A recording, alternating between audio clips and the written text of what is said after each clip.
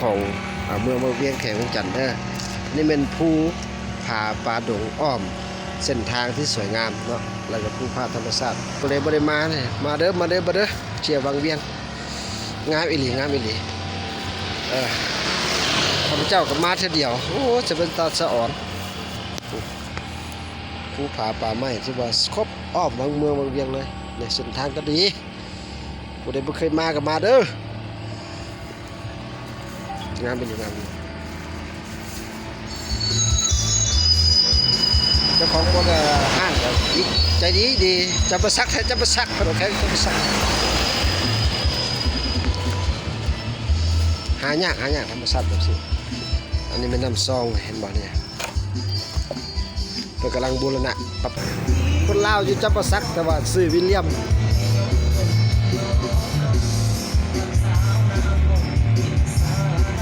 เด้อแคมป์ของแคมป์ซองเนาะก็ได้มาฮอดมาหาเพิ่นเด้อ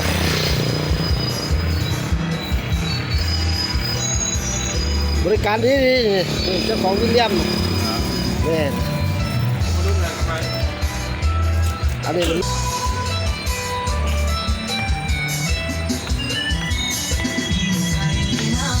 ไอ้ทีมงานเฮาบ่ชื่อหน้าหรอกอุ้ยสอนเลยอยากง่ายซ้ำบริครัวอยู่พี่เด้คักเลยง่ายไหมเมียใหม่แล้วน่าเห็นบ่สิฟ้าพุ่นมีผู้สาวได้ใช้บอลลูนพี่แม่บารุนไม่ใช่หรอบารุนว่ะบารุนว่ะมีบารุนอีกได้โอ้ดิบารุนนี่3นี่บารุนนี่นะป๊าดตัวพี่น้องความงามผู้ใดบ่เคยมาบ้านเด้อแค่เวียงจันทน์เด้อบางเวียงซิตี้ผู้ใดป๊าดสอนพี่น้องอันนี้เมืองสาเมืองลือของชาวลาวของพวกเราบารุนเนี่ยผู้ใด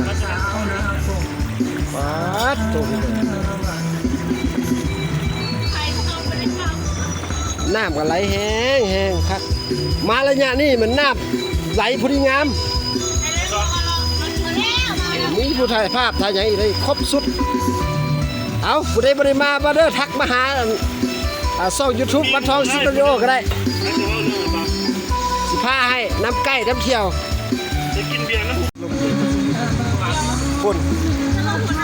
มาหลายแล้วดิอยู่สั้นเบิ่งน้ำกันพี่น้องเลยการท่องเที่ยวอยู่บางเวียงนี่สุดยอดนับซองนะเด้อคนเป็นหลายมีขี่เรือเอาเพียงมาบางเพียงที่นี่มาแก้ปัญหาที่ขอเทศมาไม่ใช่วันนี้ต้องเป็นอย่างนั้น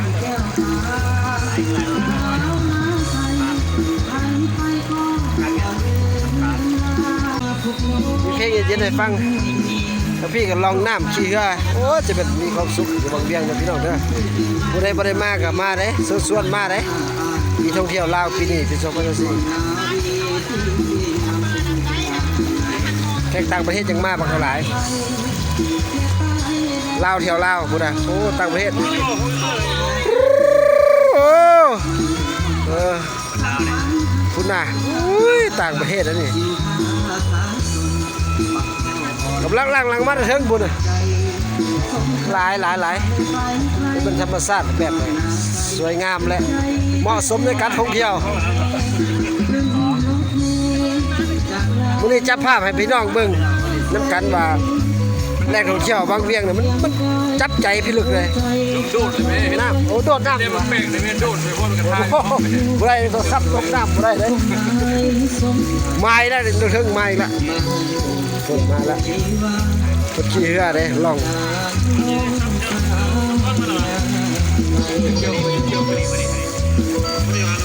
ผู้ใดบ่ได้มาบางเวียงก็เชื่อมาเด้อเฮ็ดธรรมชาติงาม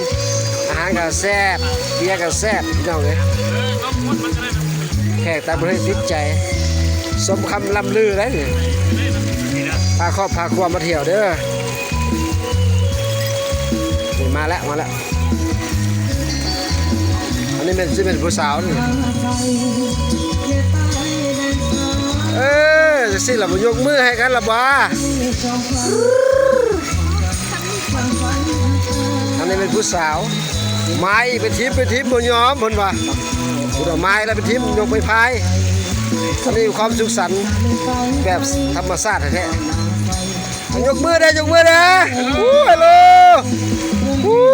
สิเป็นเกาหลีนะเบิ่งนี่ นั่งหน้าได้อยู่นั่งหน้า โอ้ยฮัลโหลฮัลโหล how are you อุ้ยบ่ได้มาเลยจะเผาเด้อพี่น้องเอ้ยมาบางเวียนสุดงาม ไปมันจะพามาเด้อ ธรรมชาติดีเลยงามเลยแขกต่างประเทศก็สนใจหลายบ่แม่นธรรมดาพี่น้องเอ้ยเบิ่งนึกการท่องเที่ยวอยู่วังเวียงเขาพวกเฮานี่หลายอีหลีแขกต่างดาวเท่าต่างแดนมาเที่ยวชมอยู่วังเวียงของพวกเฮา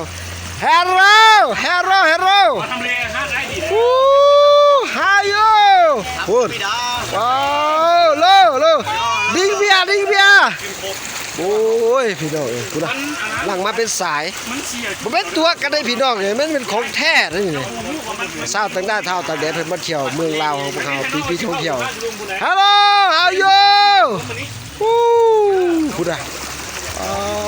โลดิ้งเบีย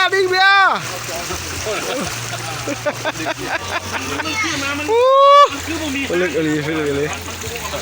นี่มันไม่ว่าตัวได้พี่น้องไงมันธรรมชาติไอ้นี่ได้โอ้โล how you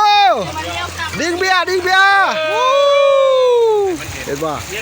อันนี้เป็นความภาคภูมิใจของต่างประเทศลาวที่ต่างประเทศมันเที่ยวลาวเขาฮัลโหลโยนี่ดิ้งเบียอันนี้เป็นความภาคภูมิใจของคนลาวของพวกเขาเนาะเห็นต่างประเทศแขกต่างดาวทางไหนมาเที่ยวของพวกเขาโอ้ยพี่น้องเป็นสายคุณนะเอาผู้ใดบ่ได้มาพาครอบครัวมาเด้อมาเที่ยวบางเวียงน้ำไหลพุทธิงามตอนนี้นะ ยนมานะ ใช่ยน ทายนต่อ โอ้ยนไก่พดเป๊กก่อนเดี๋ยวจะตัดเป็นตอนให้เด้อน้องเอ้ยสเต็ปที่2บ่ได้ย่อมบาลุนต่างประเทศขี่เนาะคนลาวก็สามารถขี่ได้แค่ทำซองล้วนหน้าน้ำแบบนี้คนขี่เรือฮัลโหลวู้โลนี่บ่ต่างประเทศเพิ่นก็บ่ยอมเฮาเด้โลยก2นิ้ว3นิ้วครบอันนี้เป็นธรรมชาติแท้ๆพี่น้องเอ้ยมาเป็นพวกมาคือเป็นเด็กน้อยเอ้ยบาลุนขี่ราคาอาจจะมีการแตกต่างกันเอาผู้ใดมีความสามารถเข้ามาเร็วมาสกัดนั้นเลยมั่วแล้วมาแล้วโอ้คือมาใกล้เถอะเอ้า ตัวน้อยๆก็ตั้งเป็นโยก มาใกล้ๆเด้ภาษาอังกฤษมาให้เด้มาเอาดื่มดิ้งเบียร์ เนียลี่ please เนลี่เฟสเลยโอ้ถ่ายรูปกับเพิ่นเนลี่เฟสฮัลโหล สบายดีมันลาวเฮ้ย คนลาวอ่ะโอ้ยคนลาวก็อย่าทักคนลาวคือกันเอาเห็นไหมสิได้เห็นของดีเลยพี่น้องเอ้ยผู้สาวกับผู้บ่าวอาบน้ำขึ้นสูงได้โอ้การเห็นของดีแล้วเอาติดตามธรรมชาติน้ำซองเป็นเอาดีออกได้แม่การเห็นของดีเลยเดี๋ยวโอจะรอเดี๋ยวให้เห็นธรรมชาติน้ำซองพี่น้องเนี่ยงามแบบนี้อันนี้เป็นผู้สาวผลิตน้ำแต่ว่าลินน้ำมีความภูมิใจหลายอยู่แล้วคนหลวงบ่มีเป็นว่านี่จะแขวงเวียงแค่อย่างแค่เวียงจันทร์เมืองวังเวียง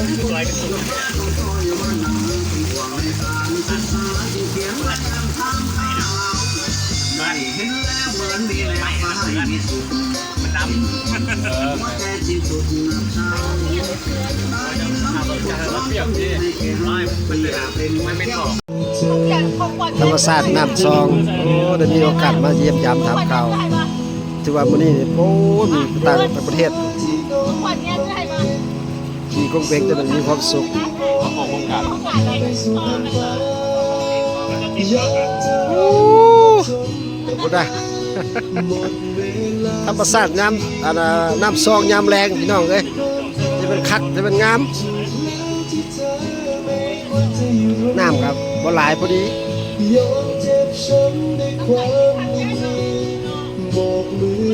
ไอ้เอาน้ำก้อนให้แน่ตัวหนึ่ง โอ้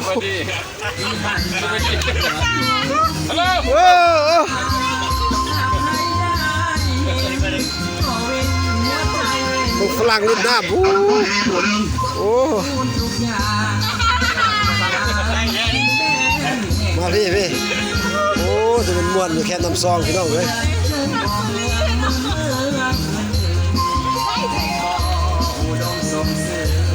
ด้วยทรัพย์สินให้ยินมาก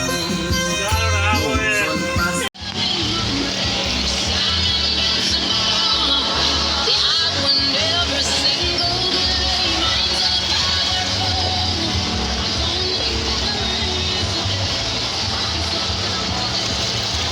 กำลังเพื่อนนักท่องเที่ยวมาเนาะมาจอดอยู่นี่โอ้นักท่องเที่ยวมาจอดอยู่นี่เพื่อปรึกษาหารือกันดำเนินการต่อ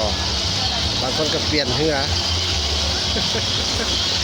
ตัวบรรยากาศม่วนหลายงามหลาย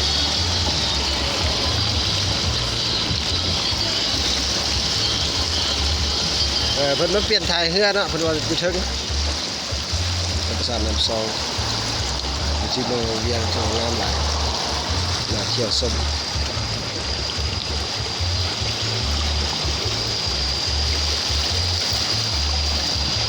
มีแขกมาเนาะ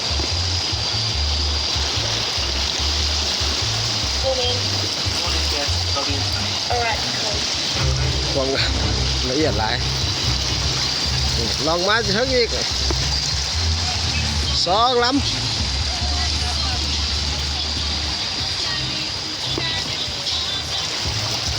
ถือว่ามีบรรยากาศมวลซื่นแบบผ่อนคลายได้หลายผู้ใดบ่ได้มาเชิญชวนเด้อมาเที่ยววังเวียงเปิดแพทย์อีกวันนึงเอาคลิปหน้าเจอกันใหม่ที่ว่าคลิปนี้สุดยอดแหละ